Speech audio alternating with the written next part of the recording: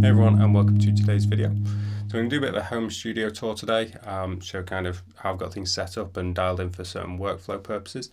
I'm going to do a 360 of the room, handheld camera style, and then I'm going to do a section specifically on the guitars I'm using as well as the amps. I'll leave timestamps below if anyone wants to kind of navigate around the video, but other than that, we'll jump straight in. Okay, so I'll take us on a quick 360 around the room to show how I've got things set out and how workflow's set up really.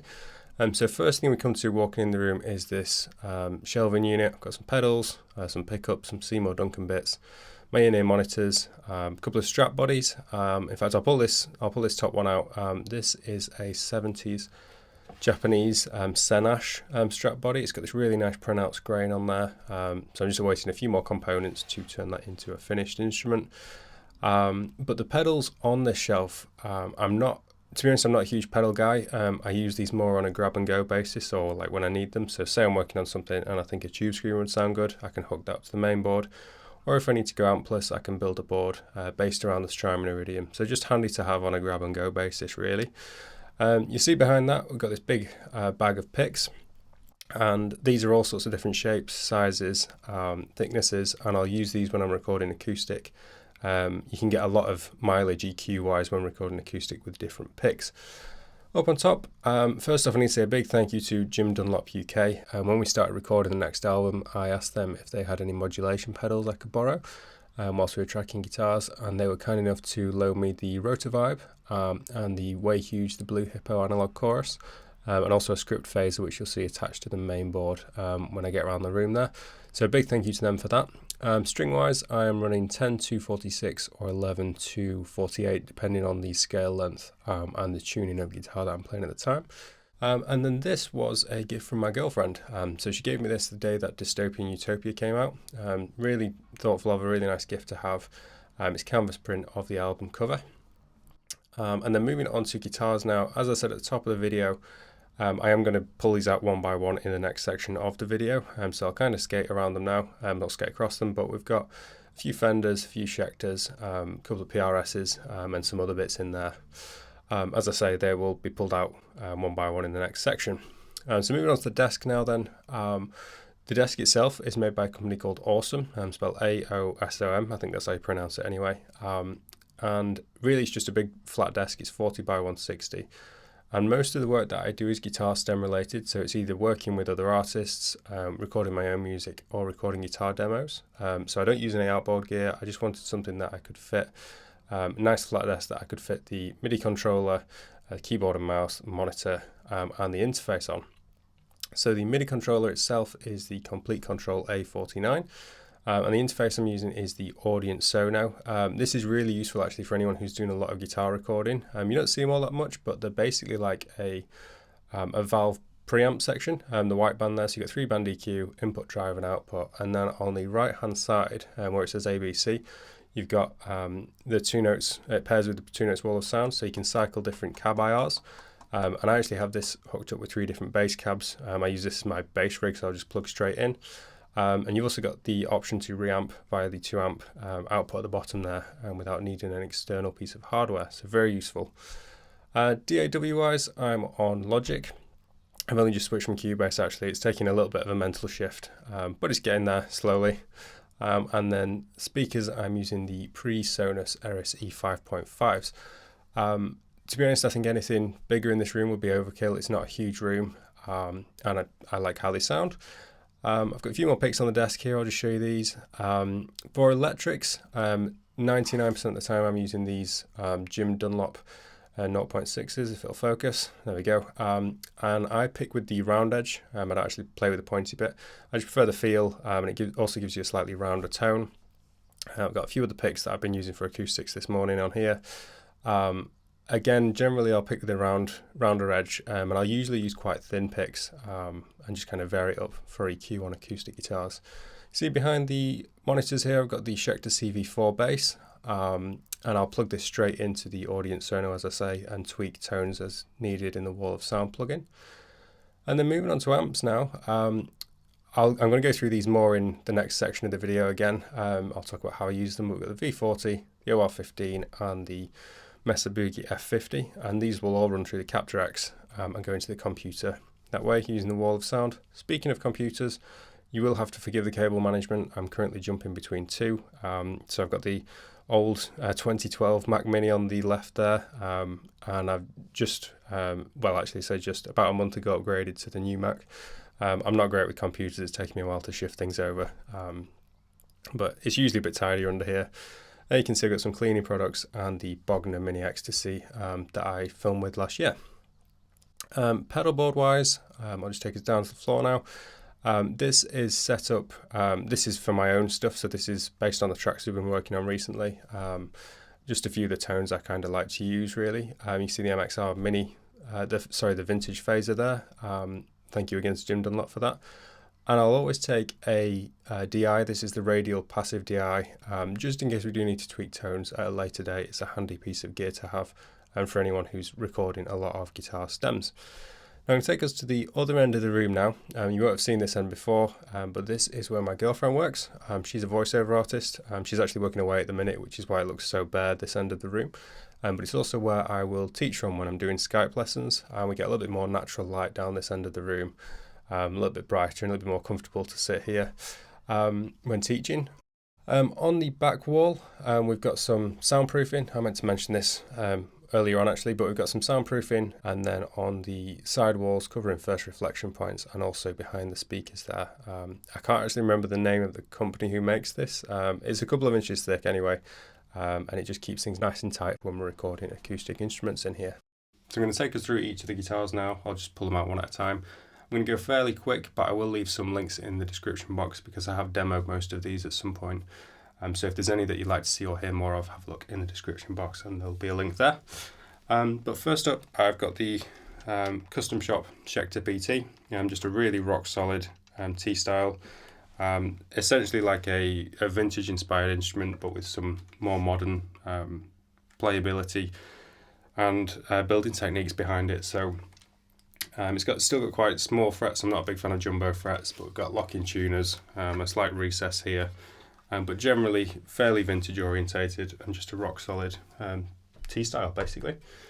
Behind that I've got the Shergold SMO2, this is the Masquerader, and Shergold were actually the first company I ever worked with on an artist basis, so a big thank you to the guys there for working with me in that capacity at that stage in my career. This is currently tuned in C standard with baritone strings on, so handling all the low end, but just a really kind of versatile workhorse guitar. With the HSS configuration on there. And behind that I've got the PRS Vela. This is like quite a retro style PRS. Got a really kind of thin nitro finish on here. The pickups are kind of like almost like a Stratton Eck and a Tele bridge. It's a really cool design. In all honesty, it's not getting used as much as I thought it might.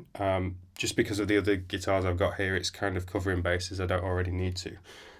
So I am considering selling this one, but still a cool guitar, just maybe not being used as much as I initially thought it might. Next up, I've got the guitar I used in the music video for Odyssey. And anyone who's seen any of my recent demos will know I really like this guitar. To be honest, I actually play this more than the Custom Shop Schecter, and it's probably around a quarter of the price, but it's got the Seymour Duncan Psyclone vintage setting, which is another set of pickups I really like. And this guitar I use all the time. I use it on a lot of recordings, and I've used this one live as well. Behind that I've got the Made in Japan. This is the 57 Reissue. It's a 1987 E-Series. Quite a warm sounding Strat. Again, just I really like the 1980s Fender Japan stuff. You've got the vintage radius, so they're not necessarily the easiest to play, but I do actually feel really comfortable on a vintage radius now, having played them so much. And that is mainly thanks to this guitar. This is a 1989 Made in Japan Esquire. Again, got the vintage radius, and this is definitely the guitar I've been using the most recording wise recently. This is pretty much the voice for album 2. It's been used all over that album, and it's just a really good workhorse guitar. It's not particularly easy to play. It tells you how it wants to be played, but that's one of the things I like about it really, is it's just cool. I really like that one. And then behind that, I've got the 1982 JV Strat. It's another Japanese vintage guitar. This one's a little bit stringier sounding than the black one. And to be honest, I kind of prefer this in terms of feel and tone, so I tend to go to this one. And this is the guitar I'll do most of my practicing on as well. And then behind that one, I've got the, this is a guitar that I actually had a hand in designing.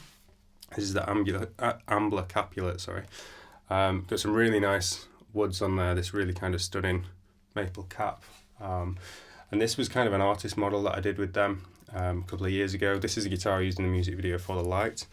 So we got Seymour Duncan Fat Cats, volume tone, 3-way selector, and no inlays either. So I really like the aesthetic of this guitar, and it turned out really well, plays really well.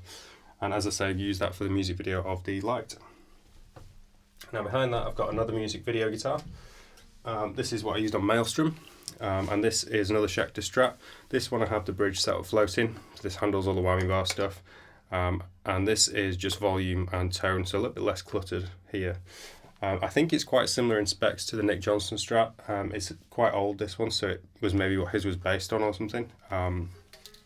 But just a really cool kind of modern Strat, again, similar to the Custom Shop. It isn't a Custom Shop, it's one of the Diamond series, but kind of ticks the same boxes. Vintage appointments with some more kind of modern playability things going on behind it, really. And then moving on from that one, this is the guitar that I've probably played more than any other. This is my main guitar for about 6 years, and also the first like really good guitar I got.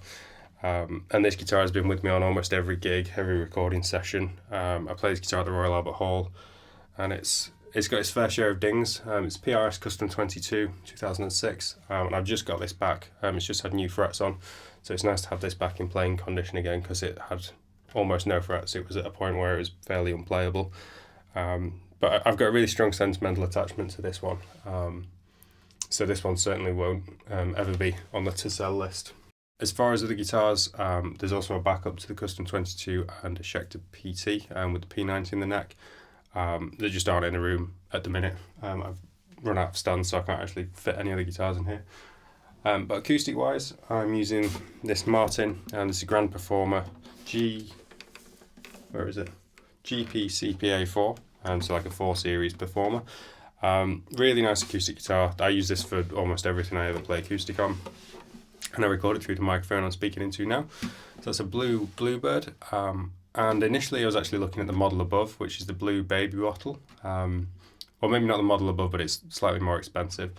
But that one has an enhanced bass response compared to the one I'm speaking into now, the Bluebird. And because this is quite a bass heavy guitar, I felt that this one, whilst it was cheaper, it still sounded better. So that's one thing I'd say, always use your ears when you're buying gear, and don't necessarily look at what's more expensive. More money doesn't necessarily equal more usefulness for your particular scenario, I guess.